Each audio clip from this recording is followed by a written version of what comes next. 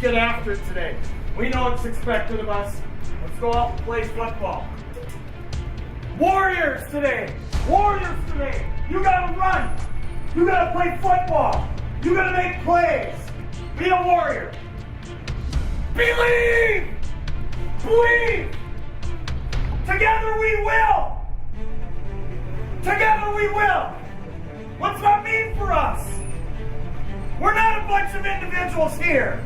We're a football team. And together we will today. Together we will. 1, 2, 3. Comes out of the field and Concordia turns on again. He's going deep, but this time he's on top. He's got his man open. Mark right on the 6.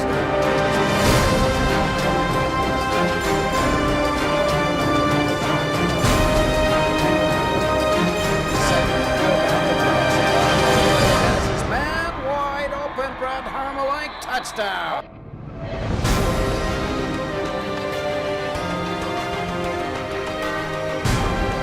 Being pursued by Evan Salmon, and he breaks it down.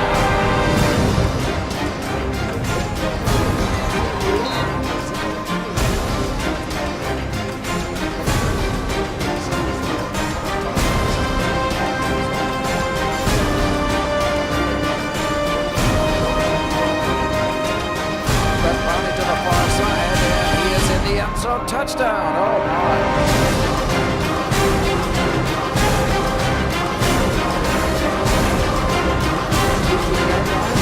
On the near side, it was no contest. The 2012 Concordia Moorhead football season will go down in the books as one where the Cobbers won 8 overall games, finished in a tie for second place in the MIAC standings, and earned numerous postseason awards. In reality, the 2012 season will go down as one that woke up the echoes of Concordia's storied tradition of greatness on the gridiron. Concordia started their journey back to the glory days of traditional Cobber football by winning a pair of non-conference games. Concordia showcased one of their bright young stars in the opener and then set the stage for the conference season by unleashing the most powerful force in the MIAC in 2012 in the second game. Sophomore quarterback Griffin Neal led the charge for Concordia in the first game of the season by helping the Cobbers put up 42 points against Jamestown and round to a 42-26 victory against the Jimmies. Neal finished his very first collegiate start by going 12 for 16 and throwing for 3 touchdowns. The tone for the rest of the season would be set in the home opener against Buena Vista, where senior fullback Brett Baune would batter the Beavers for a single-game school record rushing total of 258 yards.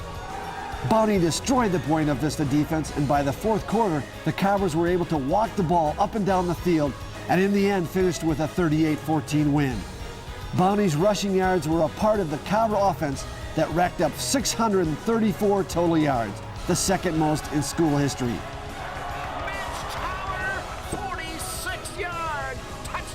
Concordia's perfect 2-0 non-conference record would serve them well as they headed into the brutal first 3 games of the conference season. Concordia started the MIAC battle by facing 3 of the 4 teams that were picked to finish ahead of the Cobbers in the preseason poll. Not fazed by the schedule maker's burden, Concordia proceeded to open the uphill task by bolting to a 28-0 lead at St. Olaf and then holding on to earn a 28-14 win and bringing the Troll Trophy back to Moorhead. Once again, the game was a showcase for the Cobber running attack and the offensive Hogs. Concordia ground out 293 rushing yards and then watched as the black shirt defense limited the highly touted Ole offense to a mere 175 total offensive yards. It would be the only time during the 2012 season that St. Olaf would be held to under 300 total offensive yards. The combination of a bruising offense and an underrated, suffocating defense helped Concordia post one of the biggest wins of the campaign in the 4th game of the season against St. John's.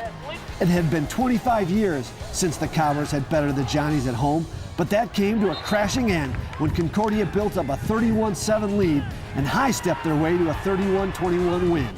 Led by Baune and the impressive Cobber ground game, Concordia amassed 347 yards of total offense on the Johnnies, and the defense held SJU to only 152 yards of offense through the first 3 quarters of play. The win over St. John's pushed Concordia to a perfect 4-0 record and into the national spotlight. It set up a showdown with nationally ranked Bethel in a game that will be a discussion point in football for years to come. Once again, Concordia came out and went toe-to-toe with one of the best teams in the conference and pulled away to a 14-7 lead in the 4th quarter. What would unfold at the end of the game came right out of a segment of Ripley's Believe It or Not, as the Cobbers watched the Royals be given one final play with no time on the clock. The gift touchdown and ensuing 2-point conversion would propel Bethel to a 1-point win in the strangest game of the entire Division III season. While the Cobbers were handed their first loss of the season, what would come out of that game would show everyone in the nation what kind of character lies at the heart of the Cobber football program. Concordia took out their frustrations on their next 3 opponents. They started their redemption tour by hammering Hamlin 63-14 in a homecoming game to remember. Next up was a trip to Minneapolis, where the Cobbers outlasted Augsburg 38-31. Concordia then returned home to crush Carleton 51-27. The trio of wins set up a top 20 showdown with league-leading St. Thomas in a game that would decide the MIAC championship for 2012.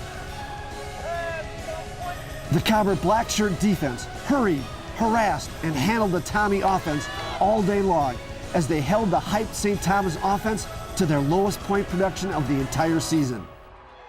The Concordia offense wasn't able to put together any sustained drives, and the Cobbers fell 21-7 in only their 2nd loss of the season.